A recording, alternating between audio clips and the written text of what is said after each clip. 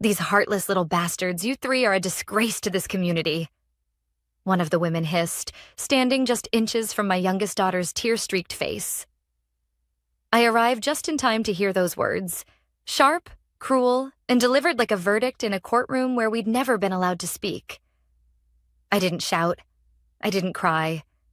I just smiled, looked the woman dead in the eyes, and said, "Thank you." Then I turned around and walked away. That moment, calm on the outside, burning on the inside, was the beginning of everything. It was supposed to be a lighthearted morning. Just me and my two daughters, Natalie and Grace, at the Saturday market. Something we did almost every weekend. Fresh produce, local honey, handmade chocolates. It felt like a small pocket of peace after a long, traumatic year. It had been 8 months since my ex-husband died. He was 48. A car accident. Sudden. Shocking. The kind of phone call that splits your life into before and after. And as if death wasn't enough, what came after cracked our family to its core. You see, just 3 weeks before he died, I had filed for divorce. After discovering his affair. And not just any affair. A long-term relationship with another woman that had resulted in 2 children. Twin boys. When the woman died in the same accident that killed him, it left those boys orphaned and exposed everything he'd tried so hard to hide. My daughters were the ones who uncovered the truth. They found the photos, the texts. They knew before I did. And they carried that pain, the guilt, the betrayal, not just of a father, but of a man they once trusted with their entire hearts. So when his parents, my ex-in-laws, started demanding to see them, demanding custody even, as if nothing had happened, my girls said no. They were clear. They needed space, therapy, healing. Apparently no wasn't good enough. That Saturday was Grace's birthday. She had just turned 15. As a surprise, I gave her a small budget and let her wander the market with Natalie. They were gone maybe 45 minutes when I got the call. Grace's voice was trembling. "Mom, these women, they won't let us leave. They're yelling about Grandma and Grandpa. They're saying horrible things." By the time I got there, Natalie had already stepped in front of her sister, shielding her from the group. 6 older women, all dressed in Sunday best, like they'd walked straight out of a sermon and into a stoning, had surrounded them. They weren't just strangers. I recognized 3 of them from the church my ex-in-laws attended for decades. Women who'd once brought us casseroles. Women who now spat accusations like venom. Unchristian behavior, they called it. Ungrateful little girls. Too proud to accept their family. Too heartless to care for their poor orphaned baby brothers. Natalie tried to speak, but I stepped between them. "You've made your point," I said evenly. "Now get away from my daughters." One of the women scoffed. "You're no better. A wife should never turn her husband's family away. You've turned those girls into bitter little rebels. Shameful. Absolutely shameful." And that's when I smiled and said, "Thank you." We were all escorted out of the market shortly after that. The screaming had drawn attention. A scene had been made. And although the market staff clearly didn't know who was to blame, they wanted us all gone. The women followed us to the parking lot like vultures, watching, judging, whispering. I got my girls into the car and drove off without another word. But in my mind, something had shifted. This wasn't just a family squabble anymore. It wasn't just grief, or boundaries, or misunderstandings. It was harassment. It was manipulation. And it was coordinated. That night, after my daughters went to bed, I logged into Facebook. There it was. On the private page of the church my ex-in-laws belonged to, a post written by my former mother-in-law. Nearly 1,000 words, framed like a prayer request, but dripping with deception. How we had abandoned her. How we refused to care for the boys. How we inherited everything and left her and her husband penniless and alone. How my daughters had rejected their duty as sisters. And the final blow? She claimed the boys were the result of a surrogacy arrangement. That I was infertile. and that I had rejected them because they were boys. A lie so twisted, so cruel, it actually stole my breath. I sat in the dark, rereading it, my fingers trembling, not with sadness, but with a slow, rising resolve. They thought they could rewrite the story, but I had something they didn't: receipts. The next morning, I didn't go to work. I called in a personal day, brewed the strongest coffee I could make, and sat down at the kitchen table with a stack of old folders, my laptop, and a thumb drive that I had almost forgotten existed. My hands moved steadily, almost mechanically, as if they'd been waiting for this moment. I didn't feel rage, not in the way I thought I might. What I felt was clarity, cold, focused, unshakable. Because if they wanted to weaponize lies and sympathy, I would fight back with truth. And not just for me, for my daughters. The thumb drive contained everything I had gathered in the months leading up to the divorce. Screenshots of text messages between my ex and his affair partner. Photos of the two of them together. Some in our house. Bank records showing money transfers to her. Emails between my ex and his parents discussing how to ease the girls into the idea of new siblings. But that wasn't all. I had saved voicemails too. One from my ex-mother-in-law just days after he died, blaming Natalie and Grace for his death. She said if they hadn't pushed me to leave, he'd still be alive. Another voicemail from his father slurring through anger, calling my daughters heartless little bastards and ungrateful brats who will burn for turning their backs on blood. I had emails, messages, voice recordings. I had proof, and the legal right to use it. See, my divorce wasn't finalized before his accident. That meant the court hadn't sealed the documents. Nothing I had gathered was under legal protection, which meant I could use everything. By noon, I was standing at the print shop counter, handing over a flash drive to a young man with silver hair and half-moon glasses. "I need full-color, high-quality prints," I said, "front and back, clean binding." He raised an eyebrow as he scrolled through the files. These are personal." "Yes," I replied.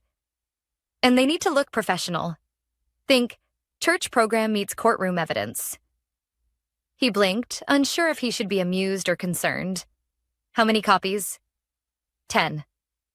While I waited for the binders to be printed, I stopped at a craft supply store. Picked up soft navy blue covers, gold-embossed paper sleeves, and some glue sticks. I knew exactly what I was doing. Back home, I spent hours assembling the binders by hand. Each one began with a full-page photo of my ex and his affair partner kissing in our living room. The TV was on in the background. You could see my youngest daughter's art taped to the wall behind them. Beneath the photo, in elegant script, I wrote, "Michael Jennings and Leah Porter, a love story." It felt wicked, but honest. The next pages told the full story, like chapters in a book. Text exchanges about sneaking around during our family vacations. Notes from therapy sessions where my daughters expressed their trauma. Emails from his parents encouraging him to keep lying to me for the sake of peace. And finally, their cruel messages to my girls, some written just 2 days after his funeral. By midnight, I had all 10 binders lined up on the kitchen counter. Identical, neat, devastating. I didn't sleep much, but when I did, I slept deeply. The kind of sleep that comes after a storm passes. Sunday morning, I dressed simply. Slacks, a cardigan, flats, the kind of outfit that wouldn't draw attention. I drove to the church just before service began. It was the same church I had once attended with my ex-in-laws. The same place where we held his funeral, where people hugged us with one arm and whispered with the other. Inside, there was a welcome desk in the back, a table with hymnals and prayer guides for those who forgot their own. No one ever watched it closely. I walked in like I belonged there. No one stopped me. And with calm, precise movements, I placed a binder beneath each row of hymnals. 10 in total. 1 for each aisle. By the time the opening prayer began, I was already back in my car, pulling out of the parking lot. By noon, the Facebook group was on fire. At first, it was confusion. Then came the anger. Apparently, the binders had circulated quickly, passed around in hushed whispers before the second hymn. Someone had even taken photos and uploaded them online. Screenshots of text messages, a picture of my ex holding one of the twins, captioned, "Our miracle baby from the surrogate." Except Leah Porter was no surrogate, and everyone knew it now. By mid-afternoon, I received a call from a former friend at the church. "I don't know what to say," she murmured. "That binder, it's brutal." "Brutal?" I said. "Number what's brutal is grown women surrounding a grieving 15-year-old girl at a farmer's market and calling her disgusting." There was a pause, then a whisper. "You're right." Later that night, my daughter Natalie walked into the kitchen. She had seen the church thread, heard the fallout. "Mom, did you do this?" I looked up, unsure of what to say. Her lips curled into the faintest smile. Good. By Monday morning, the entire church community was in disarray. I hadn't planned to monitor the chaos, but it was hard to ignore when people began messaging me directly. Some apologized. Others asked for clarification. A few tried to defend my ex-mother-in-law, saying she meant well and was just grieving in her own way. But the truth was out now, and no amount of pity could erase what people had seen with their own eyes. My phone buzzed constantly. Facebook notifications, emails, text messages. I muted them all and focused on getting my daughters ready for school. Grace seemed lighter that morning, less withdrawn. Natalie had even braided her little sister's hair before breakfast, something she hadn't done in months. Neither of them asked about the binders. They didn't need to. They knew, and they understood it wasn't revenge. It was defense. It was protection. It was the only language these people seemed to listen to. Later that morning, I received a call from Caleb, an old friend who still attended the church and had always kept a soft spot for my family, even after the divorce filing. "Kira," he said, "it's a circus over here." You wouldn't believe the things being said. "Try me," I replied, sipping my tea with the calm of someone who had been through far worse. Well, for starters, Pastor Mitchell had to step in and shut down the Facebook group entirely. There were fights breaking out in the comment sections. Some of the older women were accusing each other of knowing about the affair and staying silent. That made me pause. I hadn't expected that. "They knew?" I asked. "Some did," he said. Apparently, it was an open secret among a few of the older couples. The idea was to protect the family's image until things blew over, but your evidence kind of destroyed any chance of that. I exhaled slowly, feeling the weight of that betrayal settle somewhere deep. So many people had known, and yet they watched my daughters suffer in silence, thinking they were the problem. "Thank you for telling me, Caleb," I said. "There's more," he added hesitantly. "Your ex-mother-in-law, she's been publicly shamed. Several women confronted her after service. One of the deacons called an emergency meeting with the elders. I don't know what they'll decide, but she's not coming back from this clean."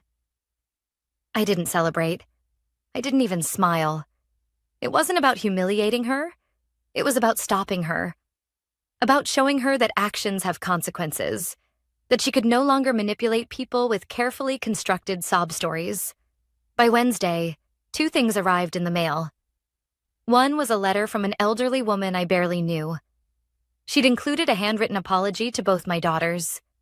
The other was a formal invitation from the church's Women's Council, asking if I'd be willing to attend a reconciliation lunch. I stared at the invitation for a long moment before setting it aside. There would be no reconciliation. Not when Natalie had spent 2 months of therapy blaming herself for ruining the family. Not when Grace still had nightmares of her grandmother's voice telling her she was broken like her mother. No lunch would undo that. That night, as we sat on the couch watching a movie, Grace suddenly spoke up. "Mom, do you think Grandma really believes we're evil?" I turned to her. Her eyes were glassy, distant. Natalie paused the movie without a word. I reached over and took Grace's hand. "No, sweetheart. I think she's scared. scared that if people see the truth, they'll realize she's not the person she pretends to be. And instead of owning her part in this, she blamed the only people who never had a choice. Grace didn't say anything, but she leaned into my shoulder and stayed there. Natalie resumed the movie. We never finished it. The next morning, my lawyer called.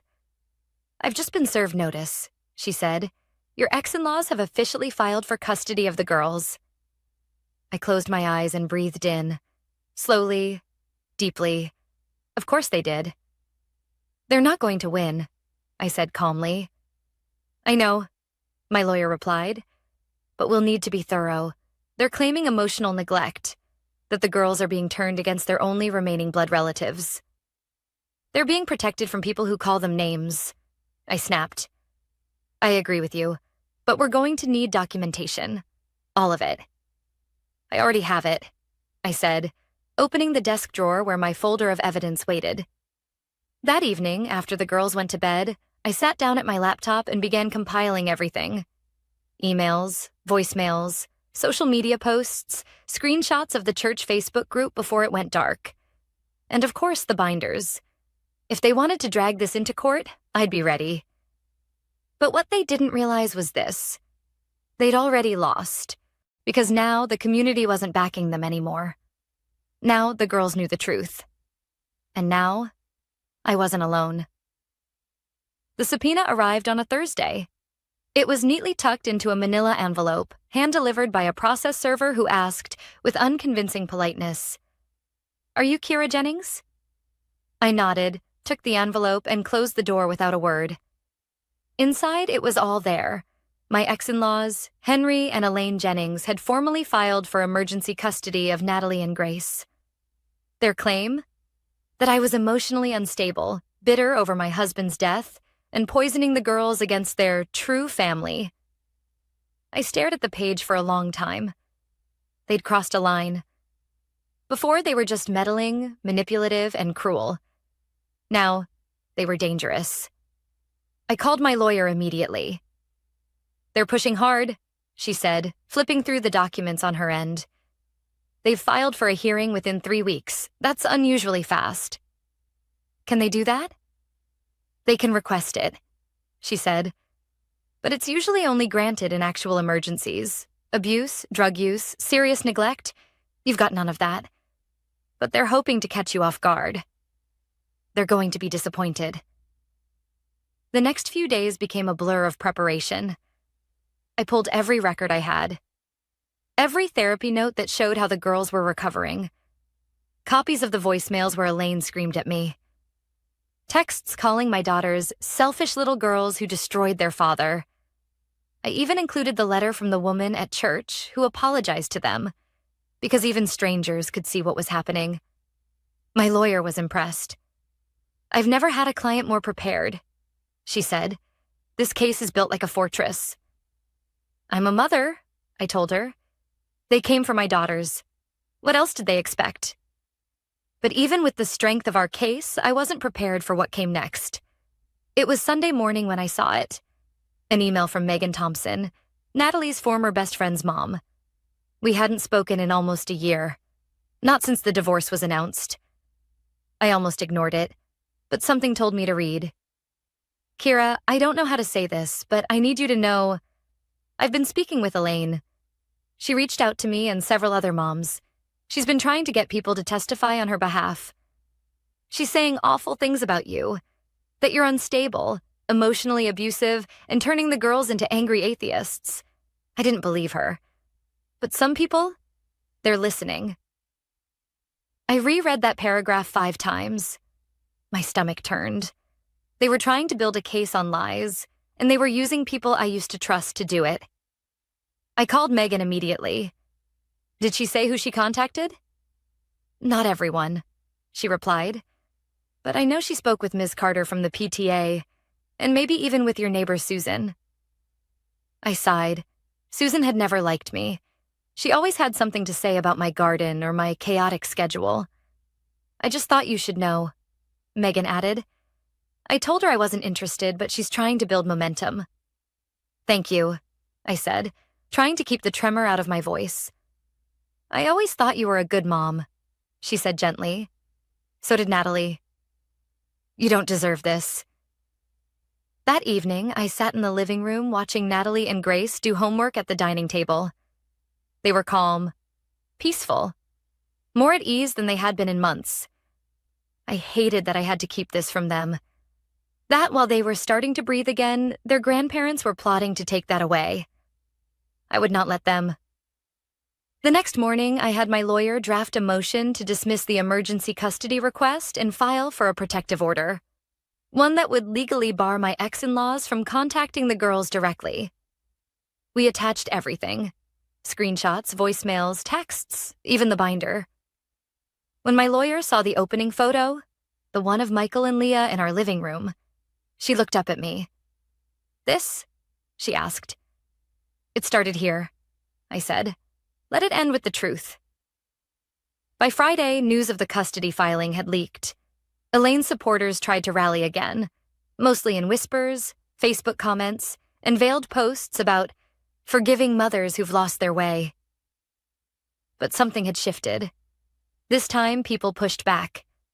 Caleb texted me again.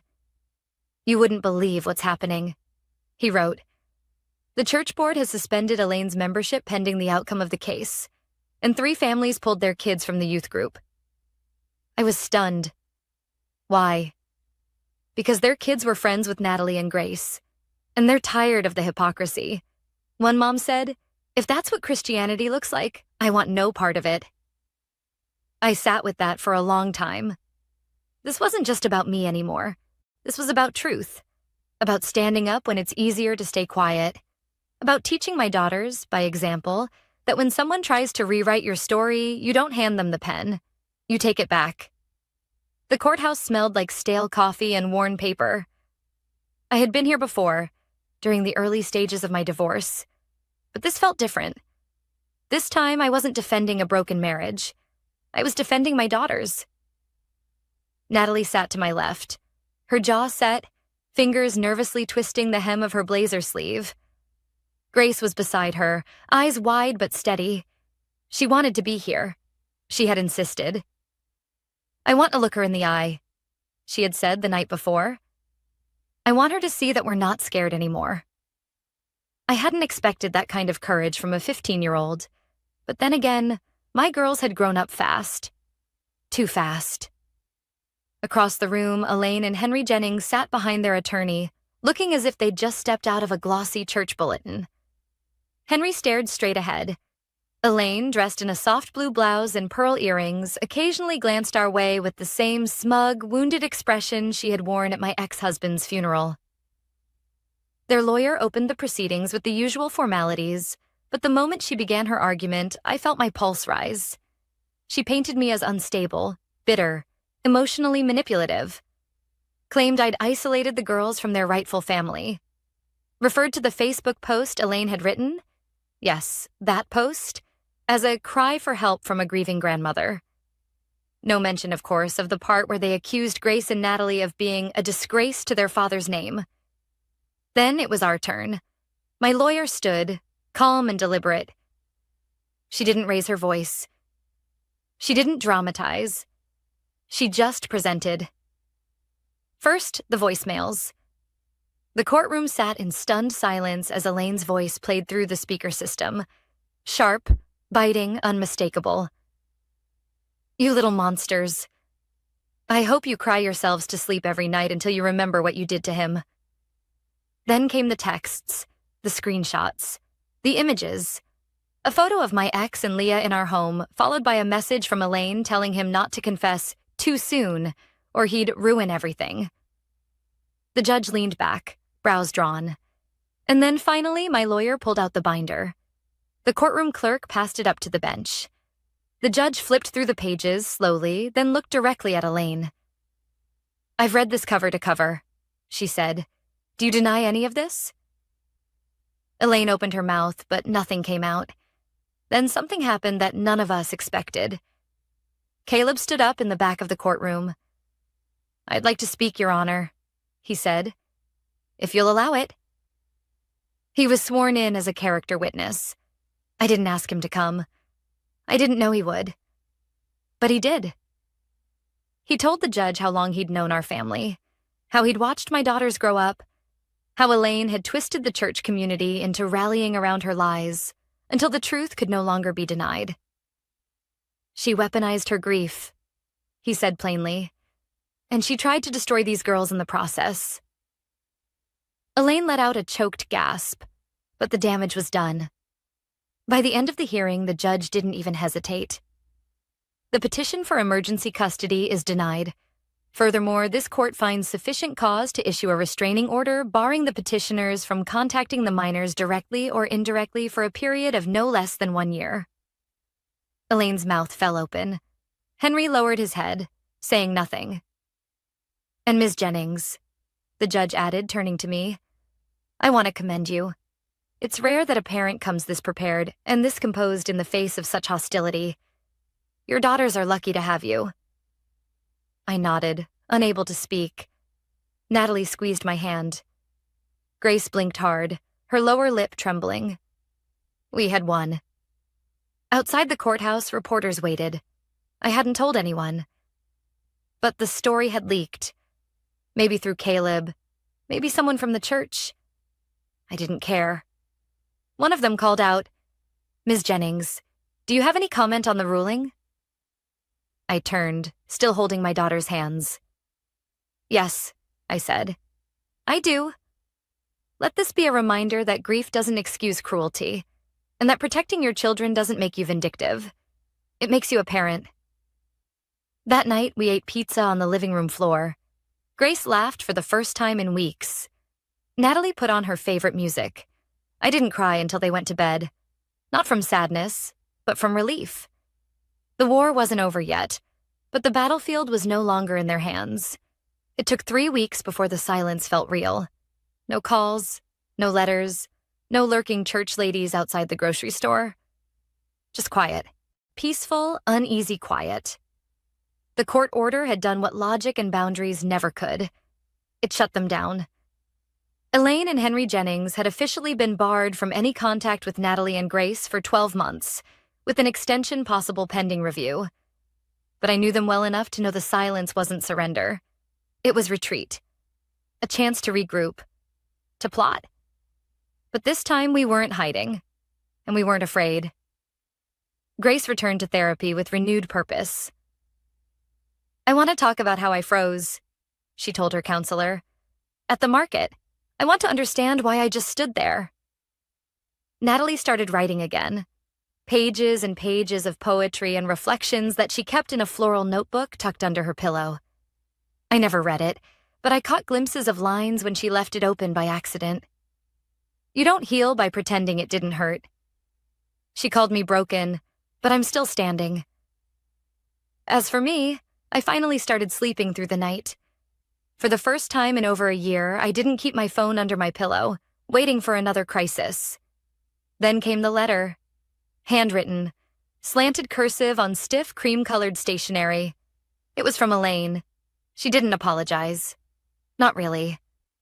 But she did what narcissists often do when their world caves in. She reframed the story to make herself look like the victim again. She wrote about losing everything. Her son, her place in the church, her connection to the only grandchildren she had left. She mentioned the custody battle as if it were a misstep, not a full-scale attack. And in the final paragraph she wrote, I pray one day you will allow us to be part of the girls' lives again. Family is all we have. I folded the letter neatly and slid it into a folder labeled Documentation. I didn't respond. Around the same time, Caleb reached out again. The pastor's stepping down, he told me. The board's decided the church needs a new direction. And well, some of us think that includes rebuilding what we've lost. I hesitated. You mean... I mean the community owes you. You and the girls. I appreciated the sentiment. I really did. But some bridges aren't meant to be rebuilt. Some are meant to burn so others can find the light. One Saturday afternoon, Natalie came downstairs holding a box from the attic. Inside were old family photos, back when things looked normal on the surface. She held up a picture of all 4 of us at the lake. Michael had his arms around both girls. I remembered that weekend. I remembered thinking we were happy. "Do you want to keep these?" she asked. I looked at the photo, at the lie it represented, then at the daughters who had survived it. "No," I said softly. "I want you to remember who we are now, not who we were pretending to be." She nodded and set the box aside. Months passed. The church never reopened their Facebook group. Elaine and Henry never returned to their pew. And we, me, Natalie, and Grace, we built something better than peace. We built safety. We built truth. 1 year to the day after the courthouse ruling, I stood on a small stage in a community center auditorium. I'd been invited to speak at a forum for single parents navigating custody challenges and toxic in-laws. Public speaking had never been my thing. But when I looked out at the room, mothers, fathers, teenagers, even grandparents, I felt something I hadn't felt in years. Conviction. So I spoke. Not as a victim, not even as a survivor, but as a mother who chose to stop apologizing for protecting her children. I used to think silence was the mature thing, I told them. I thought if I just kept the peace, my daughters would be okay. But silence isn't peace. Sometimes it's permission. And I won't give that to anyone ever again. Afterward, 3 women came up to me in tears. One of them whispered, "I thought I was alone." I told her what I'd learned the hard way. You're never alone. You just haven't spoken loud enough for your people to find you.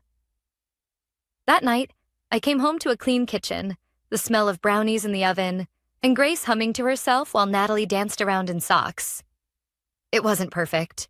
There were still scars, but scars are proof you've healed. As we sat down for dessert, Natalie raised her glass of milk. "To survival," she grinned. "No," I said, smiling back. "To something better."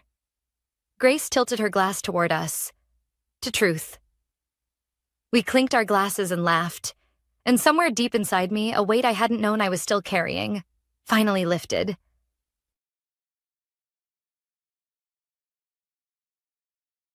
At my birthday party, my sister mixed allergic food into my meal, claiming that it was just a prank. To my surprise, my parents backed her up and I ended up in the hospital with anaphylactic shock. Now, they are threatening to throw me out if I report the truth to the police, but when the cops showed up, what happened next was, I never imagined that a simple photo could turn my life upside down, but that's exactly what happened last Saturday. There I was, standing next to Mr. Olivier, the company director. We were both smiling as he shook my hand. The caption read, "Finally got that promotion. Hard work pays off. Career milestone." I didn't think much about posting it. Just another career update for social media. I had no idea how wrong I was. My name is Rachel, and at 24, I had finally gotten my first big break at Marshall & Associates. I moved up from an entry-level manager to department head. It wasn't easy. I spent 4 years working overtime, giving countless presentations and drinking more coffee than I want to admit, but I did it on my own, and that meant everything to me. I was still riding the excitement of my promotion when my phone buzzed. The number wasn't saved, but I knew it right away. My mother. 8 years of silence, and now out of nowhere she was calling me. My hand shook as I stared at the screen. "Hellos?" My voice came out quieter than I wanted. "Rachel, sweetheart." My mother's voice was exactly as I remembered, sweet but fake. It was the tone she used when she wanted something. "Your father and I just saw your post. We're so proud of you." Proud. That word hit me like a slap. Where was their pride when I needed it most? "Thanks," I said, gripping my desk to keep steady. "We should celebrate. Why don't you come over this weekend? We can throw a proper party for you. The whole family would love to see how successful you've become." The whole family. That meant Madison, my younger sister, the favorite, the golden child, the one who could do no wrong. "I'll think about it," I said, my throat tight. "Please do, darling. We've missed you so much. It's time to put the past behind us, don't you think?" After we hung up, I sat there, my heart pounding. I sat at my desk, staring blankly at nothing. 8 years of silence, broken because of one social media post. 8 years since I walked out of that house, promising myself I'd never go back. 8 years of building a life without them. My hand brushed against the medical alert bracelet on my wrist. It warned about my severe peanut allergy, the same allergy my parents treated like an inconvenience and Madison used for her cruel jokes. My grandmother's words echoed in my mind. "Family is who treats you like family, not just who shares your blood." She was my real parent. For the past 8 years, Grandma had been there for me. She supported me through college, believed in me when no one else did. The words, "proud of you," kept repeating in my head. It's strange how those words can feel so empty coming from one person and so full of love from another. I looked at the photo on my desk. It was me and Grandma at my college graduation. She was smiling, truly proud of me. Not the fake pride my parents suddenly seem to have now. The phone call from Mom brought back everything I had tried to forget. The past came flooding back, and it hurt just as much as it did back then. Madison was 4 years younger than me, but from the moment she was born, she became the star of the family. Everything revolved around her. I got clothes from discount stores while Madison wore designer outfits. My parents used expensive cameras to capture her every moment, while my school achievements were stuffed into drawers and forgotten. I remember my 11th birthday so clearly. I had been hoping for an art set I'd seen, a simple kit with colored pencils and a sketchbook. It wasn't anything fancy. Instead, I got a pack of number 2 pencils. You need these for school anyway, Mom said. That same year, for Madison's 8th birthday, my parents turned the entire backyard into a Disney Princess Wonderland, complete with a hired Sabrina. Madison's just more artistic, Mom would say when relatives questioned why they treated us so differently. She needs proper tools to develop her talent. I still remember Aunt Marjorie speaking up at a family dinner. Children should be loved equally. This isn't right. Mom waved her off like it was nothing. Oh, Marjorie, you don't have kids. You wouldn't understand. Our girls are just different. Madison has real potential. The worst part wasn't the gifts or the parties. It was how they made me feel, like I wasn't good enough, like I didn't matter. When I won first place in a state math competition, I expected a congratulations from my mom. Instead, she said, "That's nice, dear. But did you see Madison's painting? It's displayed in the school hallway." My grandmother saw through it all. "This isn't right, Camille," she would tell my mom. "You're raising one child to feel entitled and the other to feel worthless." "Please, Mom," my mother would respond with an eye roll. "Madison is gifted. Rachel is just ordinary. We're being realistic about their abilities." Madison quickly learned how to take advantage of her position.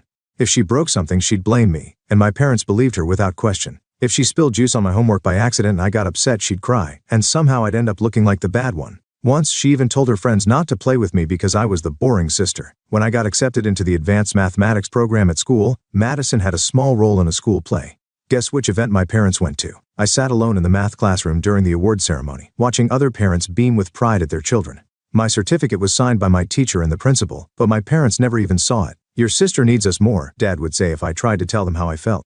"She has real talents to nurture. You're more independent." Independent. It wasn't a compliment. It was their excuse for ignoring me. Even our relatives noticed what was happening.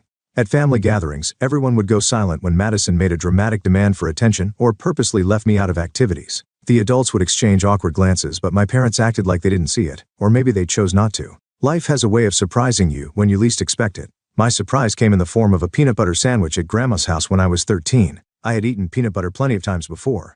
It was actually one of my favorite foods, but that day was different. "Want a sandwich, sweetheart?" Grandma asked, spreading her famous peanut butter and honey mix onto bread. I nodded eagerly, watching her spread the creamy peanut butter. 3 bites in, I knew something was wrong. My throat started to tighten. Breathing got harder and harder. I remember dropping the sandwich, my hands grabbing at my throat. What happened next is still blurry in my memory. Grandma's quick thinking saved my life. She immediately recognized the signs of anaphylaxis and called. I remember her holding my hand in the ambulance. Her voice was calm, but I could hear the fear in it. "Stay with me, sweetheart. Just keep breathing." My parents showed up at the hospital about an hour later, looking annoyed that they had to leave work. Mom tapped her foot impatiently as the doctor explained what happened. "She has a severe peanut allergy," the doctor said. "Sometimes allergies like this can show up suddenly, even if there were no problems before. She'll need to carry an EpiPen at all times, and you'll have to check every food label carefully. Cross-contamination can be just as dangerous." Dad nodded, but his eyes were on his watch. Mom was already typing away on her phone, probably messaging Madison's dance instructor about being late for pickup. The ride home was even worse than the hospital. They waited until we were in the car to really show how they felt. "This is just perfect," Mom muttered. "As if we don't have enough to deal with already," Dad added. "First the math tutoring. Now this? Everything with you has to be so complicated, doesn't it, Rachel?" I pressed myself against the car door, trying to make myself as small as I could. My throat still hurt from the reaction, but their words hurt even more. The next few years were a careful routine of reading labels and carrying EpiPens everywhere I went. Grandma made sure I had proper medical alert bracelets and taught me how to speak up about my allergy. She even called the school to explain how serious my condition was. Madison, of course, found endless ways to make fun of me. She'd wave peanut butter sandwiches in front of my face, laughing when I flinched. "Oh, sorry," she'd say, pretending to be innocent. "I forgot you're allergic to everything now." At family gatherings, she'd shout, "Be careful, everyone. Rachel might die if she eats the wrong thing." Everyone would laugh awkwardly, and I'd feel like even more of an outsider. My parents never corrected her. If anything, they seemed irritated by the extra attention I needed. I learned to pack my own food, check every label 4 times, and never trust food I didn't personally check. It was exhausting, but it became my normal. When I graduated high school, it should have been a moment of triumph. I earned a full scholarship to Rock Northwestern State University. I had done it all on my own, maintaining straight A's, working part-time jobs, and staying careful with my allergy. The acceptance letter felt like proof that all my hard work had been worth it. While I was studying late into the night, Madison's loud music would shake the walls of the house. But now, I had something to show for it. The moment I announced my college acceptance is burned into my memory. I got into Rock Northwestern, I said, trying to keep my voice steady. Full academic scholarship. That's nice, dear, Mom said without looking up from her plate. The thing is, I continued, gripping my fork tightly, I'll need help with housing. The scholarship covers tuition, but not accommodation. I've looked into the costs and no. Dad's voice was firm and flat. You chose to apply to a college in another state. That was your decision. We're saving for Madison's education. She's planning to go to Riverside in 3 years, and that's not cheap. I stared at my plate, fighting back tears. Across the table, Madison smirked and twirled her pasta slowly, like she was enjoying the moment.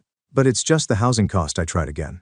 The scholarship covers everything else. Rachel, Mom cut in sharply. We've made our decision. If you want to go to college out of state, you'll have to figure out housing on your own. Right then the front door opened. Grandma walked in holding a congratulations balloon and a small gift bag. Her smile faded as she looked around and saw my red eyes, Madison's smug face, and my parents' cold expressions. What's going on? She asked, her voice calm but firm. Madison giggled, always ready to make things worse. Oh, Rachel got into college, but she'll be living on the street because Mom and Dad won't pay for housing.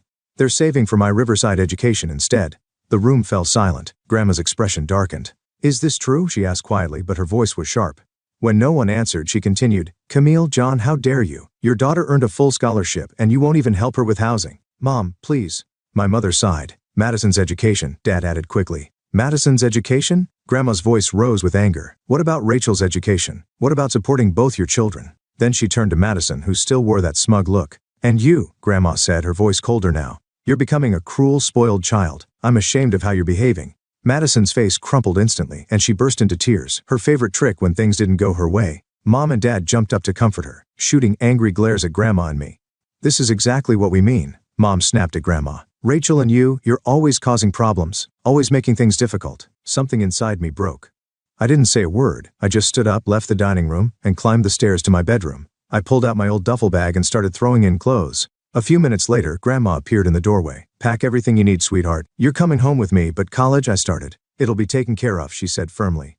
I'll pay for your housing. You focus on your studies and building your future. 30 minutes later, we walked out of that house together. Behind us, my parents' angry voices and Madison's fake sobs echoed through the walls. In that moment, I felt something shift. I was leaving behind the people who had always made me feel small and unwanted. I didn't know exactly what the future held, but for the first time in years, I felt hope. For the first time in years, I felt something I hadn't felt before. Hope. College life was everything I had dreamed of and more. My tiny apartment near campus became my sanctuary, a place where I could finally breathe without feeling like I had to walk on eggshells. Grandma visited often. She never missed a birthday, a holiday, or any special moment in my life. My parents and Madison, on the other hand, became like ghosts. No calls on Christmas, no cards on my birthday, not even a text during graduation. 8 years of complete silence. So when I found myself standing on their doorstep after that phone call about my promotion, it felt unreal. The house looked exactly the same. The cream-colored walls, the perfect lawn, and the brass door knocker I used to stretch to reach as a child. Mom opened the door with an overly cheerful Rachel. Her voice sounded rehearsed. She pulled me into a hug that felt stiff and unfamiliar. The living room hadn't changed either. Madison's achievements still dominated the space. Her Riverside degree proudly above the fireplace, the center of attention. Madison sat in Dad's old armchair scrolling through her phone. She barely looked at me, except to roll her eyes when Mom started gushing about my promotion. We're so proud of you, sweetheart, Mom kept saying, her words feeling empty after 8 years of silence. Aren't we, John? Dad nodded from a spot on the couch. Very proud. Moving up in a big company like that, it's impressive. We need to celebrate properly, Mom continued, her voice shifting into the familiar tone she used when planning Madison's big events. A big family gathering right here at the house. Everyone would love to see you. Aunt Marjorie, all your cousins, and Grandma too? I asked pointedly. Of course, Mom said quickly, though I noticed the slight grimace she tried to hide. We want to make things right, Rachel. It's been too long. How about 3 weeks from now? That'll give everyone time to make arrangements. Every instinct in me screamed that this was wrong, but I found myself nodding anyway.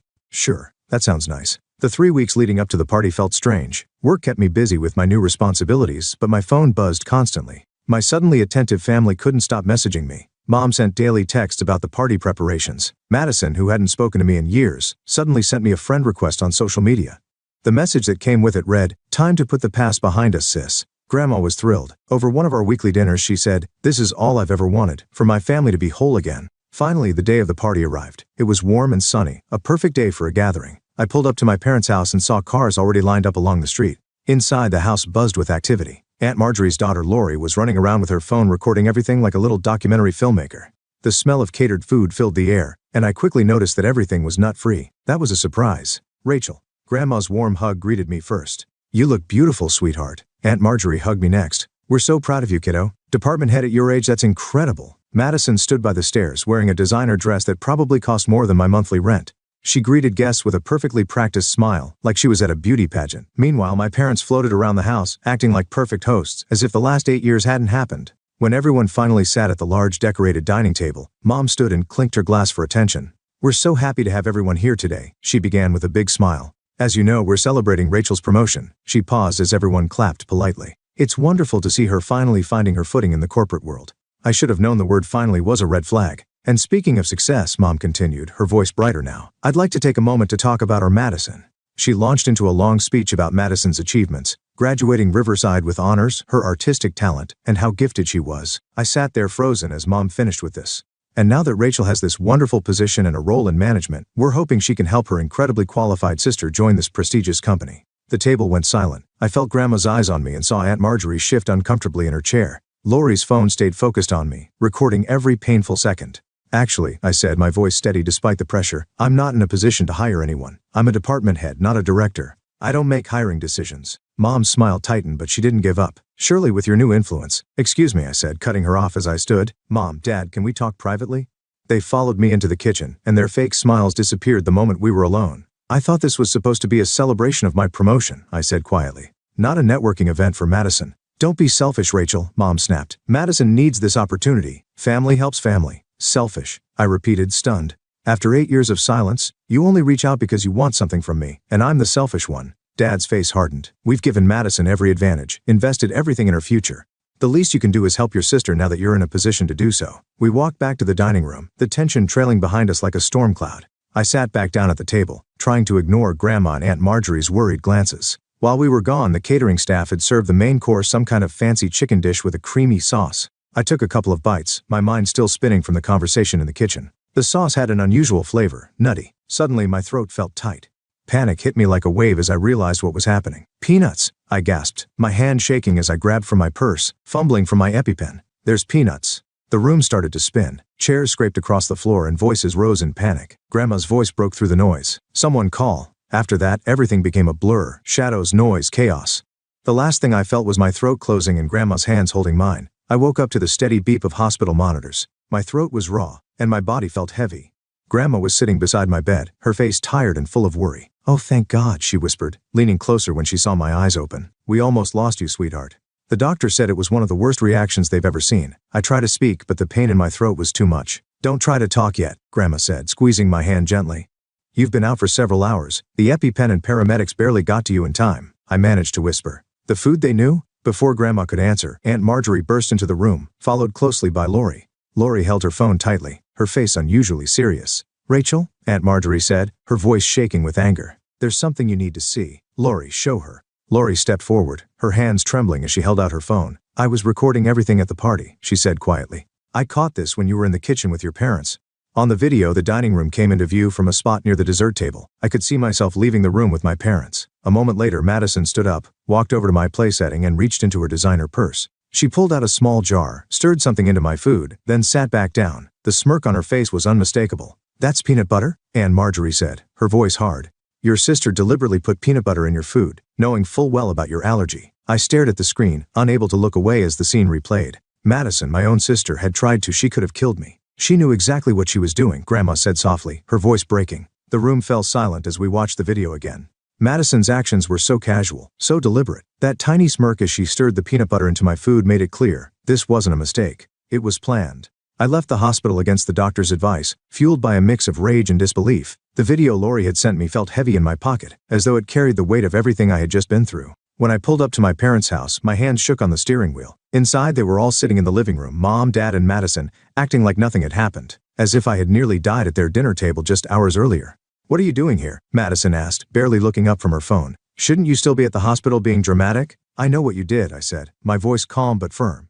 "I know you put peanut butter in my food." Madison's head shot up, her face twisting with outrage. "How dare you accuse your sister?" Mom snapped, jumping to her feet. "Haven't you caused enough troubles?" I pulled out my phone, opened the video and pressed play. The room went silent. The only sound was the video playing, Madison walking to my plate, stirring peanut butter into my food with a smug smile. The color drained from Madison's face. Then incredibly she laughed. "Oh, come on. It was just a prank," she said with a shrug. "You're always so serious about everything." "A prank?" My voice shook with anger. "I could have died. Do you understand that?" The doctor said. "I barely made it." "Oh, please," Mom said, waving her hand dismissively. "You're being dramatic. Madison was just having a bit of fun." Fun. I stared at them, stunned. I had an anaphylactic reaction. My heart nearly stopped. Dad's voice turned cold as he spoke. "Listen carefully. If you even think about taking this to the police, you're no longer our daughter. We'll disinherit you completely." In that moment, everything became crystal clear. These people weren't my family. They never had been. I turned and walked out without another word. My hands were steady now as I got in my car and drove home. I knew exactly what I had to do. Sitting in my computer, I uploaded the video to my social media. Below it I wrote, "Today I learned what family truly means, and these people are not it." My sister deliberately poisoned me with peanuts, knowing I have a life-threatening allergy. My parents called it a prank. This is the last time I will ever call them family. The response was immediate and overwhelming. Relatives I hadn't spoken to in years commented in shock and anger. Aunt Marjorie shared the video with her own scathing words. Friends and colleagues reached out, expressing horror and support. My parents and Madison fought back, leaving comments calling me a detention seeker and claiming it was all a misunderstanding. But the video spoke for itself. The next morning I walked into the police station and filed a formal report. That afternoon, my parents' lawyer delivered a letter to me. It was official. I had been disowned and removed from their will. Later that day, Madison posted a tearful video online, trying to play the victim. Madison posted a tearful video about how I was destroying the family with my lies, but I wasn't alone. Grandma called me that evening. "I've spoken to my lawyer," she said firmly. "I'm cutting them off completely. You're my only heir now, Rachel. You've always been more my daughter than Camille's anyway." I sat on my couch that night, reading the flood of messages on my phone. Support poured in from real family members, friends, and colleagues. My phone buzzed with a text from Lori. "You're still my favorite cousin. Mom says you can come over for dinner anytime." 8 years ago, I had walked away from a toxic family. This time I was running toward a real one. Sometimes the family you're born into isn't the family you're meant to have. Sometimes you have to build your own.